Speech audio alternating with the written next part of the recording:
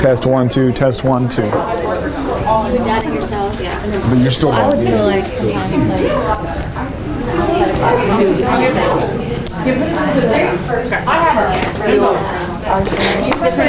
All right, let's go ahead and get started on this MediaCast Technology Professional Development. This is the afternoon session to the morning session that began a month ago, supposedly, in my head. So just kind of bear with me as we go over this stuff and we talk about what MediaCast is, and I work it out with you. You give your questions you might have to me, and we'll try to come up with solutions and answers to any of the questions that you may have today about what is MediaCast.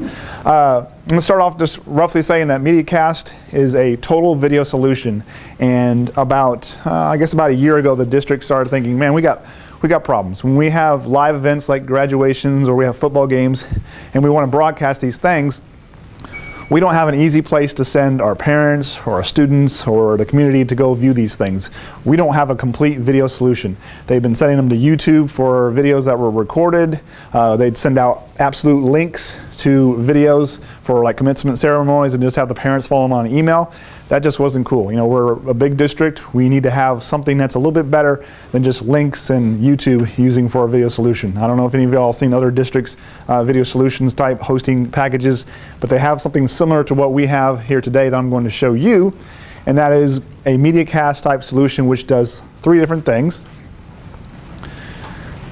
It does video hosting, streams content, and it manages digital signage kiosks. And before we get into any of this and show you exactly MediaCast, I thought we'd step through these so you understand what all these concepts are. First things first, I thought it might be cool to show you a picture of the server farm. How many people have been over there to the annex, the help desk area? Yeah, all right. Behind the help desk area, if you go back in those back doors, there's a locked back door here, and this is the actual server farm. This is where all the servers for the district reside, right in this area. And it's a room about this size, and if you walk into the right, you see this bank of servers here. And on this side, this is the exhaust side. It's really hot. You go on the other side, and it's really cold because they keep it climate controlled. This is the left side, and you can actually walk through these machines because they are so big that you can walk through them and see what's going on in here. And if you wanted to, if you ever want to really mess up the district, you get in this room and you cut these lines right here. This is actual fiber optics going back out to the campus and coming in from Time Warner, are these that come in down the wall right here and come across the tracks. Okay? Now, inside this room, there are a couple of boxes that you can kind of relate to when we start talking about MediaCast, and when we start using it, you'll be thinking, okay, this is where it's all going. In one of these banks here, you can see two Dell servers. I think these, I forget what they call not Snapdragons, but Snap something or other, I can't remember. But these hold 32 terabytes of data. Right? That is your MediaCast server. That is where all the information is going, all the hosting, all the uploading, everything is going to those servers right there. On the far right, the one where it's got the flash kind of beaming off of it, these are Time Warner cable boxes, actual Time Warner cable boxes. Yes, we now have Time Warner cable being streamed into our district, and we'll talk about that in a second too. But we have 6 boxes from Time Warner that are also in that server farm area. So what's happening in the big picture of things is we're taking our video source, whether it be from a camera, a live event, a recorded thing that we already have. We're either uploading it if it's already digital, or we're encoding it in a streaming code. It's going to those servers that you just saw a picture of in the admin annex, and it's being broadcast back out down to the schools. So you can kind of think of that as that's actually how BBN's working right there, or supposed to be working. Source, encoding, servers, back to the schools. Now with BBN, we get a little hooked up right here, because this is the encoding part. If the encoding part doesn't work here, or the machine kind of has a problem, that's where we have a little bit of issue with BBN. So if you get frustrated and you click on a link and it's not working, it's not MediaCast's problem, it's the encoder problem that we're having a problem with currently. Now, we've recently made a change to the box. We've upgraded the box in the BBN room, the encoder box. It's supposed to be 5 times as fast, so hopefully we haven't had any problems. It's only been in there probably 2 or 3 days. And then we're also looking at other solutions, like actually buying like a TriCaster box, which is a dedicated computer that'll do encoding. But those things can cost $7,000, $8,000, $9,000, so they're very expensive. So just bear with us while we're working on this encoding part. It's not MediaCast's fault. It's not really MediaCast's job to do the encoding part, but that's where we run into the issues here. And Charles has set up some other parameters. If we do have problems, you notice that he's made one Google Doc link, and he'll change that every day. So the Google Doc link will still be the same, and that Google Doc link should contain the script every day if you have problems with BBN. But again, that's just one side of MediaCast. So with this video hosting, we can access educational videos, searchable via tags. You can upload your unique content, and that's what I really like about it. This is content that you can make here at school. You can upload it and you can share with your teachers. You can isolate segments of videos for viewing. So if you happen to go in and find a video that you like, but man, it was 48 minutes long and I don't want to scroll through that thing, you can actually designate a certain segment and say, hey, I just want to play this part for my kids, and it'll automatically go to that part immediately. And then of course, Discovery Education videos are included in the catalog that you search for. So you can actually go to MediaCast, even if you were outside of Discovery Ed, and it would still find Discovery Ed videos for you and launch. And I'll show you that in a second.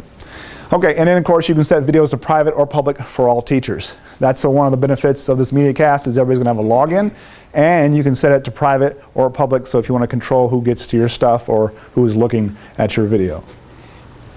The streaming content, the select cable channels were available. You saw those 6 cable boxes I showed you. You have to be within the district. That's one of the agreements we have with Time Warner, is they didn't, of course, want teachers going home, logging on to MediaCast, and then getting to watch Time Warner for free, the cable channels for free. Now, what channels are available? It's pretty much a basic cable package, but since we only have 6 boxes, we can only tune to 6 boxes at a time, and you don't have the rights to do the remote control. Okay? It's kind of like Dad sitting at home, he's got the remote. A guy named Daniel Bam has control over the remote. If you have something that's coming up on TV and you want to be able to watch it, if you give him enough time, he can go in there and he can change the channel for you. But otherwise, it's going to be 6 channels that pretty much stay the same throughout the year. I think right now it's like C-SPAN, National Geographic, Animal Planet. I think there's CBS, so if you guys want to watch Price is Right, you can actually watch Price is Right in the morning. But CBS is on there. And then, of course, streaming content will be available too for sports and graduations when we get to that part. All right. You can, HGTV, yeah. If you see something coming up and you need it, you just let me know and I'll get you the contact. All right, and then the third component of the MediaCast, which you don't really have to pay much attention to, but I just want to make sure you are aware of it, is the digital signage. These are typical looking television screens that are linked via a network. They display widgets and selected video. So what we're doing here at this school is we're actually putting together a series of TVs. You've probably seen one that we're working on here in the library case. We're going to be working on one in the front hallway. We're going to be working on one in the cafeteria, and the one in the front office, and the counselor. A typical middle school has asked for 2 TVs. Mr. Hall, I think, has asked for 12. So we'll be having a lot of TVs going on here with our digital signage and our video. And we can make them all unique. We can put widgets up. You've ever been to like a hotel lobby and they have like a calendar and the weather set up here, and then they have the news sitting right here? We can make that, and we can make it how we want it to appear. So it's kind of cool that you can do this. And of course, the displays can be different or all the same. And then the cool thing is, just like our phones can be taken over that one day, the TVs can be taken over by the district too. They showed us a demonstration. They go, red alert. And the really bad thing is, anybody in any school that has rights to this signage can take over anybody else's school with the signage. And I said, I don't know about that, but supposedly they're going to work on that, and we'll see what happens. But you don't have to worry about the signage. Just know that it is coming, and if there's needs to be a couple of us, I haven't thought about it how we're going to work it. If administrators or myself or whoever will take over the signage, if it's something that you need to get up on there, just realize that we can change what's going to happen on those TVs. Okay, enough talk about what it can do. Let's show you what it is. For the most part, I'm going to show you briefly, and then you're going to go in there later on and play with it yourself and figure out things yourself. That's the best way to learn. There's not enough time in this PD to show you everything and be nitty-gritty with it. Of course, if you have any questions, you can see me about it. And of course, we'll be sending out instructions via email probably tomorrow sometime with a complete wrap-up on MediaCast. Okay, so if you have a device with you, you can go to mediacast.rsd.org. Remember, this is a package that we paid for. We brought our servers on. This is something actually that's been available for over a month. I've just been holding out until we had this PD session available to show it to you. Okay? All teachers have access rights. Right now, you are to use your Outlook credentials, which is the same as your Windows. You use that username and that password to log on to mediacast.rsd.org. When you do that, you'll be able to log in. Okay, let's go explore a little. I'm going to jump. Here's my MediaCast.rsd.org. I'm going to type in my username.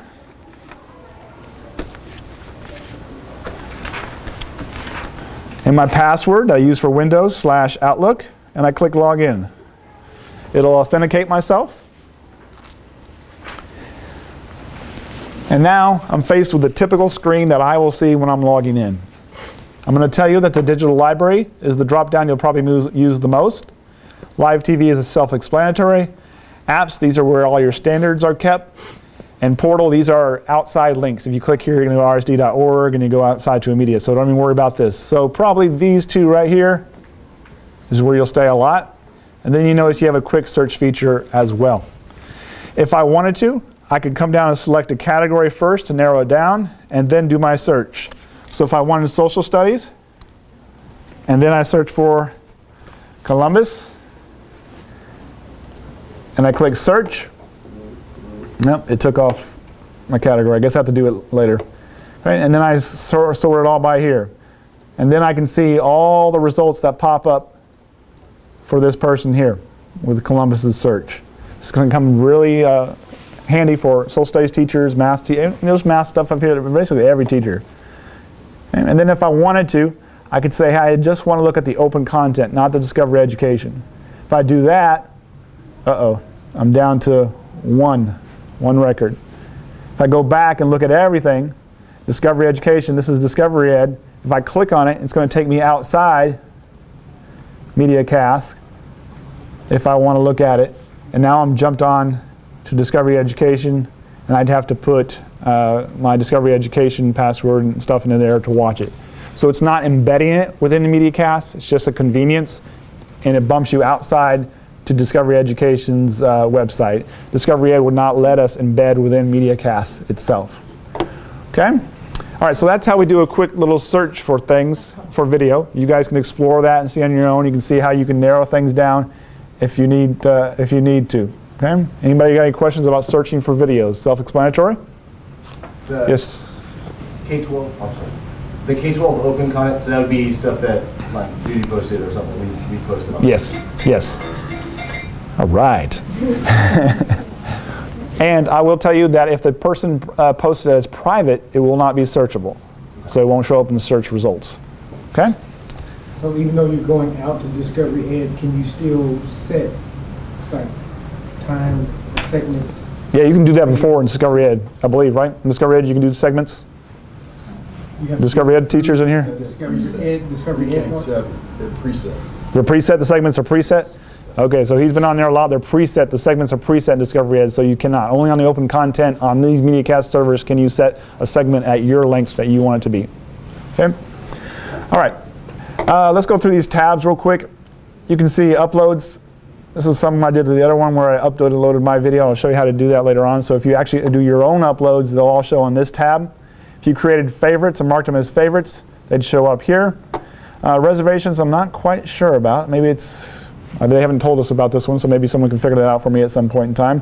I imagine it has something to do with reserving a space or maybe what's going on. So let's take a look at live TV, which is the same as digital TV. If I click on these both, I can see my 6 channels that are available for me on live television. So we see Animal Planet, CBS, CNN, C-SPAN, Discovery, and the Weather Channel.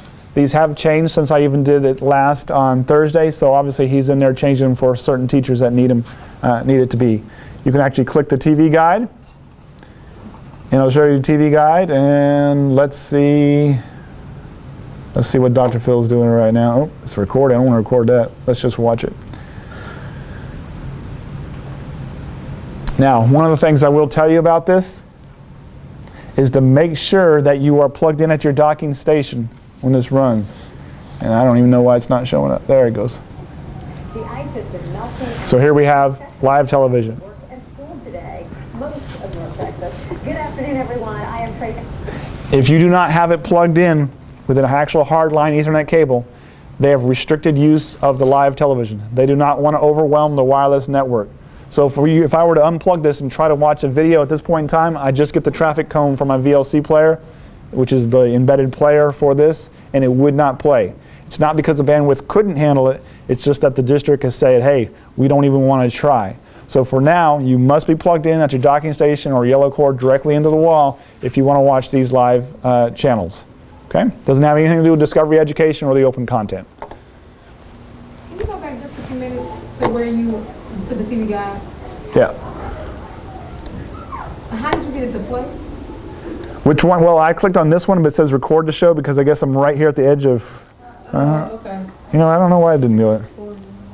It should play it. I mean, we are at 4 o'clock. Because I was just looking at something on CNN and it's saying the same thing, record the show. Yeah, you know what? I guess we cannot click directly on this channel. I'm used to surfing on the satellite dish and just pressing select. You just have to come up here once you read the guide and select which one you want to watch.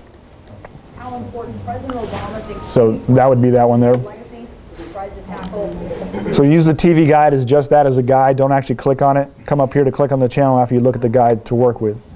Okay, in the drop down here, we can see all channels if they were available. And these all channels include campuses. So if you go to secondary, you'll notice that we're one of 3 right now that have it linked on MediaCast, Richardson West Junior High. If I were to click on Richardson West Junior High, it would take me, and we could cross our fingers, right? Yep, and we have an error that shows up. So that either means something's not being broadcasted at his place, he doesn't have it working or have it turned on, or something along those lines. So just remember, it's not necessarily MediaCast's fault, it's just all the connection pieces all the way down the line, and it's probably the encoder that we'd have to work with. So is this how we would watch TV in the future? One thing you got to remember with this is this MediaCast is just a help for you. That way you know the link is always here. Now the link that Charles sent out is going to work just the same. MediaCast is just taking that link and embedding it for you. So it depends on what you can remember. If you already have the link bookmarked, that's going to work fine. It's still coming off the MediaCast server, still working there. Or you can just log into MediaCast and go to this link if you've forgotten the link where it is. But it's going to be the same result no matter where you go. Okay? Let's just check another one just to see if Lake Highlands is online by chance. Nope. And I see they took off RHS2 at this point as well. So anyways, hopefully everyone understands what I was telling Courtney. This is just a convenience link from MediaCast if you need to go to. If you have the link from Charles and it's worked in the past, this is the same thing. They're just displayed in different areas. Okay? All right. Let's go ahead and go back and talk about the last thing I want to talk about before we are done today, and that's uploading your resources, which will probably be the most difficult thing for you to do. It's a 4 or 5 step process. So if I click on upload resources, and by the way, if you have iPads or whatever, you'll notice that sometimes you can do some of this and sometimes you cannot. I notice the same things with Android phones as well. All right, so we got 4 steps here when we go to upload resources. We want to work with this. The step 1 is probably the most difficult one. From the first lesson I taught Thursday morning with the group, they wanted to have a little help with this, so I'm going to try at some point to come back and give you typical examples and which one to select. Because sometimes this can be a little bit overwhelming to you if it says, hey, what kind of media do you have? And you have no idea what kind of media you have. If you used a cell phone, it's probably the H.264 format. Okay? If you used an iPad, it probably is the H.264 format as well, but yet you might get confused and choose Apple QuickTime instead, when it's not. So these kind of little hiccups on the way may throw you. So I'm going to try to get you out a list and test it, get with Daniel and make sure that's all correct. But you wouldn't actually choose Apple QuickTime if you used your iPhone or an iPad to record video. You use the H.264 Adobe Flash video. That's the most popular choice. So if you're in doubt, I'd probably go with that one there. Now, once you've selected it, you're going to go to the next step. And we have only 2 required fields here, the asterisk ones. The rest of them are not required. So don't get daunted when you see that. I'm going to enter title.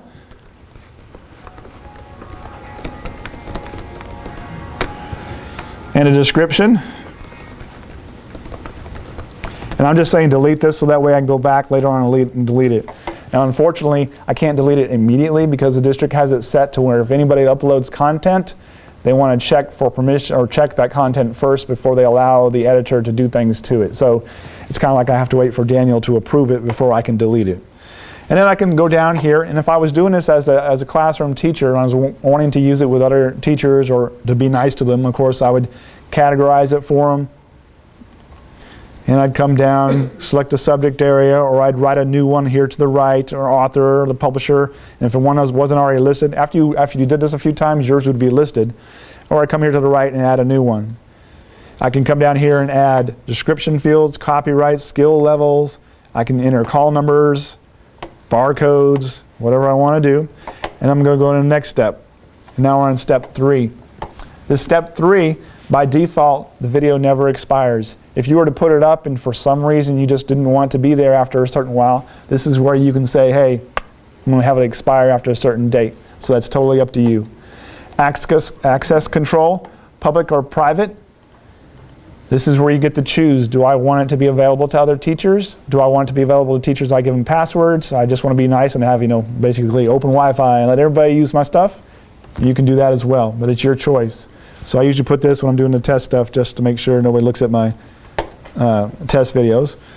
Okay, and then I can go here, limit on simultaneous users or limit on unique name users. I wouldn't worry too much about this.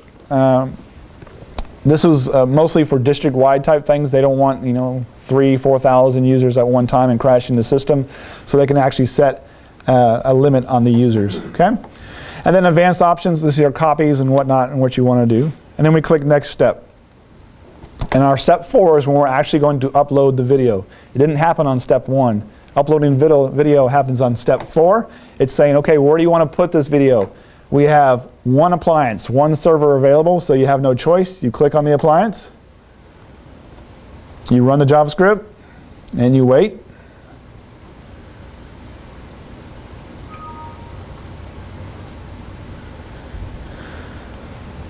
And it's going to upload, and it's going to ask you for like a window. You select a file to upload. And I'll choose one. I don't want to choose too big a one. I have to wait too long here. Let's do what this one is, 11 megabytes. And now it's going to upload. You can see it's fairly quick to upload it. All right, and then we're going to click finished, and then finished. Now, at this point in time, you're probably deciding what do I want to do with this. If you did it for a purpose, you probably want to share this URL. So you can do your URL builder here, and if you wanted to, you have two choices. And this is a choice where, and if you can't see it, we got a line here. The top choice is if you just give it a basic URL and say, hey, here's a URL, you go to it. You would do that if you're sending it to teachers who have MediaCast login credentials. Because remember, the point of this was all to make it secure. So if I click a display basic URL, it's going to require that teacher to go and log in. Now, if you know you're giving it to users like kids, because kids aren't going to be uploading this, kids aren't going to have MediaCast login rights, and they want to be able to view it on their computers or at home, you need to embed a username inside the URL. So you're going to use this one. So you'd have to put in your MediaCast password and username. Now, they're not going to see your username and password on the URL, so don't worry about that. And then you'd have to tell them when you want the link to expire, and then you're going to proceed from there. And it'll give you a long string URL, and it'll have the password embedded inside it. So you can think of the advantages for that. If you're going to give it a kid an assignment or give it the whole class an assignment, you'd want to go down there and put your username and embed it in there, so that way they didn't have to log in because they have no way of logging in. Does everybody understand that? Pretty much? Okay. So I'm going to go ahead and do one real quick.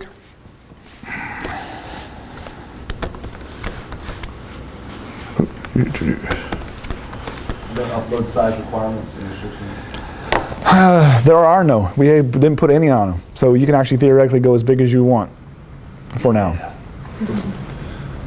Don't be putting full movies on there at 8 gig or whatever. All right, I'm going to have this one expire Friday. Oh, I don't want to indefinite. That's good. I don't want to jump specifically to a segment. Nope. I don't want to send an email. Nope. Okay, and now here is my URL. So now if I type that, copy that URL into an email, press enter, it authenticates itself automatically. I put a password on my video itself though, so I guess I had to tell the kids the password on the video itself. And now there you can see it. So, anyways, that is MediaCast in a nutshell. Anybody got any questions about MediaCast and what it works? May not understand it. The district looking for a video solution. Now we have hosting solution, streaming solution, and digital signage solutions. They paid for it. They want you to use it. They want to see a lot more development in the K through 12 content area, not the just Discovery Ed. But if you guys have video and you're making videos, share it with the rest of the people in the districts. Share it with the people in your building. Yes, sir. We have off-campus access to everything except for the live TV. Correct. Anything else? All right. You've been a great group. Make sure you signed in. That's all I got.